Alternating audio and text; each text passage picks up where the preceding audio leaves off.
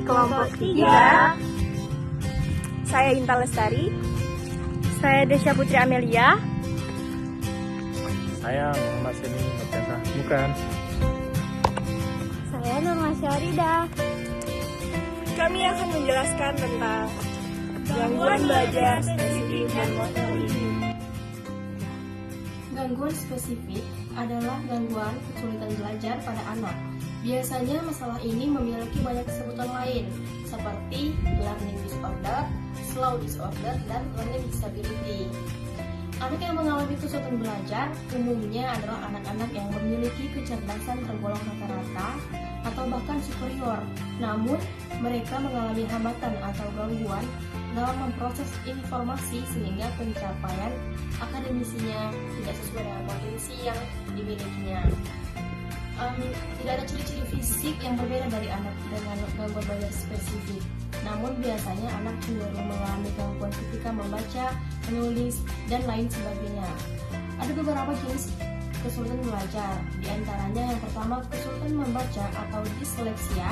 Ini merupakan salah satu gangguan belajar yang membuat anak sulit membaca. Anak akan mengalami kesulitan memaknai simbol, mengeja, mengingat huruf, dan mengenal kata. Ia pun akan kesulitan membayangkan bagaimana membaca gabungan huruf menjadi sebuah kata. Gangguan ini bukanlah ketidakmampuan fisik, melainkan otak mengalami kesulitan untuk mengolah dalam memproses informasi dari bacaan. Yang kedua adalah kesulitan menulis atau disgrafia. Kebanyakan anak yang mengalami kesulitan menulis biasanya diawali dengan kesulitan membaca. Pada masalah ini anak akan sering melakukan kesalahan dalam menulis. Selain itu, ia pun bisa memiliki tulisan yang buruk, juga mengalami kesulitan yang menulis huruf sambung. Yang ketiga, kesulitan berhitung atau diskalkulia. Kesulitan berhitung merupakan gangguan pemahaman numerik dan pemahaman mekanisme aritmetika pada anak, di mana kemampuan berhitungnya di bawah rata-rata daripada anak seusianya.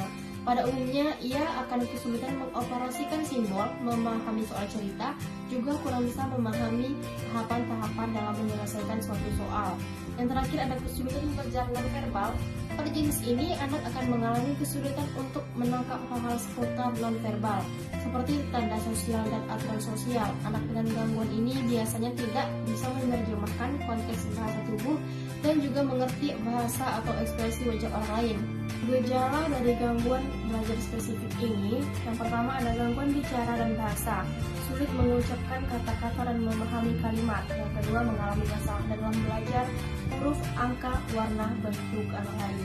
Yang ketiga ada kesulitan mencari ekspresi kata yang tepat. Dan yang terakhir sulit mengikuti perintah, membedakan kanan dan kiri. Karakteristik gangguan belajar spesifik. Ada beberapa. Yang pertama memiliki potensi atau fungsi kecerdasan minimal pada tingkat rata-rata. Hal ini dibuktikan melalui tes inteligensi atau nanti dilihat dari skor IQ-nya berapa. Yang kedua memiliki prestasi akademis yang jelek dan tidak sesuai dengan hasil tes inteligensi, usia, dan tingkat pendidikannya walau sudah mendapat pembelajaran yang optimal.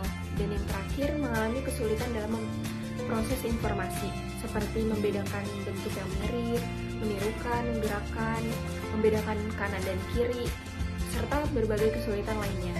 Nah, penyebab dari gangguan belajar spesifik ini, sebagian besar gangguan belajar terjadi akibat adanya gangguan terhadap perkembangan otak anak. Entah ketika anak berada di dalam kandungan, saat lahir, ataupun ketika berusia balita.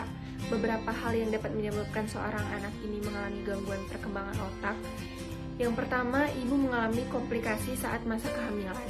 Yang kedua, terjadi masalah ketika persalinan sehingga membuat oksigen tidak diterima oleh si bayi dan menyebabkan otaknya terganggu. Yang ketiga, ketika balita, anak mengalami sakit yang keras seperti meningitis atau trauma pada bagian kepalanya. Yang kelima, faktor genetik dari keluarga yang memiliki kesulitan belajar. Juga trauma fisik seperti kecelakaan yang membuatnya menjadi mengganggu proses pembelajaran pada anak. Dan yang terakhir ada trauma psikologi, seperti kekerasan saat masih kecil yang berpengaruh pada perkembangan otak. Penanganannya bisa dengan setiap anak yang memiliki gangguan belajar spesifik ini memiliki perbedaan kesulitan dan perlu penanganan khusus yang lebih spesifik dari psikolog. Pada awalnya, anak akan diperiksa terlebih dahulu untuk diidentifikasi. Anak akan dilihat kemampuannya, dan kemudian akan ditetapkan metode apa atau terapi apa yang tepat dan sesuai agar ia mudah belajar. Terima kasih. Gangguan perkembangan motorik. Perkembangan motorik adalah tahapan pencapaian kemampuan anak yang kompleks dalam mengendalikan otot tubuh. Gangguan perkembangan motorik dapat menyebabkan kesulitan belajar. Perkembangan motorik dibagi menjadi dua. Yang pertama, perkembangan motorik kasar, yaitu seperti menegakkan kepala, duduk, berdiri, dan berjalan. Yang kedua, perkembangan motorik halus. Perkembangan keterampilan motorik halus itu seperti menggenggam, melepaskan, serta memanipulasi objek. Kemudian, tanda-tanda keterlambatan perkembangan motorik kasar dan halus. Yang pertama, posisi anak terlihat asimetris kanan dan kiri saat berbaring atau terlungkup. Yang kedua, gerakan lengan dan tungkai terlihat asimetris kanan dan kiri. Yang ketiga, jika diangkat dan diberdirikan, kedua tungkai anak menghilang. Yang keempat, belum dapat berguling setelah usia 8 bulan. Dan yang kelima, kedua lengan dan tangan cenderung berada di samping tubuh. Yang keenam, anak tidak dapat menggenggam benda dengan kedua tangan. Penyebabnya antara lain satu, kelahiran yang prematur, 2, faktor genetik, 3, pola asuh orang tua terhadap anak, dan yang terakhir adalah lingkungan sekitar. Penanganan. 1. Terapi okupasi. Terapi ini dilakukan untuk melihat fungsi anak dalam kehidupan baik di rumah maupun di lingkungan yang seperti sekolah. Metode ini akan memfokuskan anak untuk dapat berperilaku dan melakukan kegiatan sehari-hari. 2. Terapi bicara. Terapi jenis ini digunakan apabila terdapat keterlambatan bicara pada anak dengan dipraksia. Terakhir, bermain aktif. Hal ini merupakan sebuah terapi yang melibatkan fisik anak, yaitu anak akan bermain secara aktif di dalam maupun luar ruangan. Hal ini diyakini dapat meningkatkan kemampuan dan koordinasi motorik anak. Terapi perilaku kognitif atau CBT, hal ini juga untuk melatih tingkah laku anak. Assalamualaikum.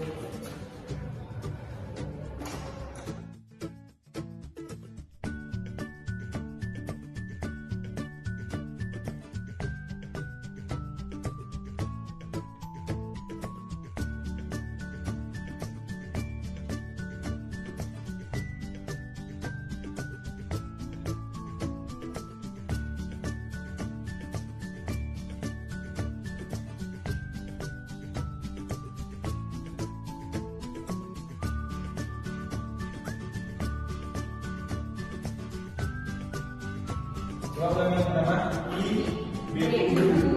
Dibaca, ibu. Ini apa? Asal tambah esal pasar. Coba lagi kita jawab.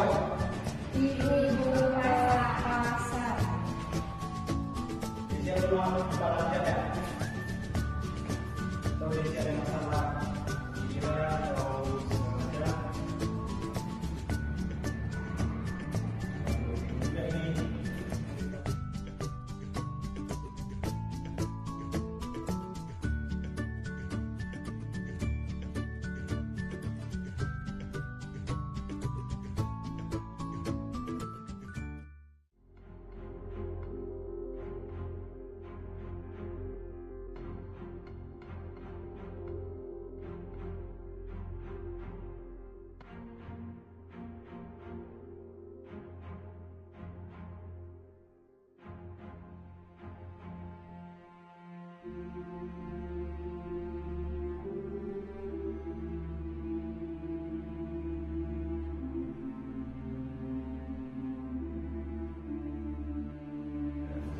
Untuk pelajaran hari ini cukup itu aja dari Bapak. Mudah-mudahan ilmunya bermanfaat dan bisa diterima untuk belajar.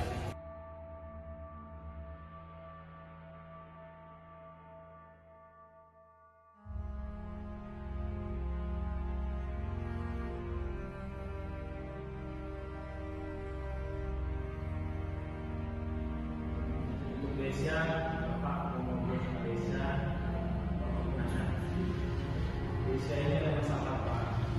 Bapak lihat Pak, Desya pintar dalam bidang matematika, tapi di bahasa Indonesia, seni budaya, seperti yang membaca dan berkreasi menggunakan tangan, Desya ini sedikit lambat untuk memahaminya.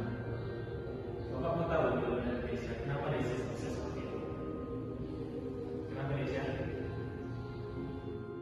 Desya ini untuk matematika tadi sangat aktif, tapi di pelajaran lain Desya tidak begitu memahami tentang pelajaran membaca dan berkreasi tadi, seperti seni budaya tadi.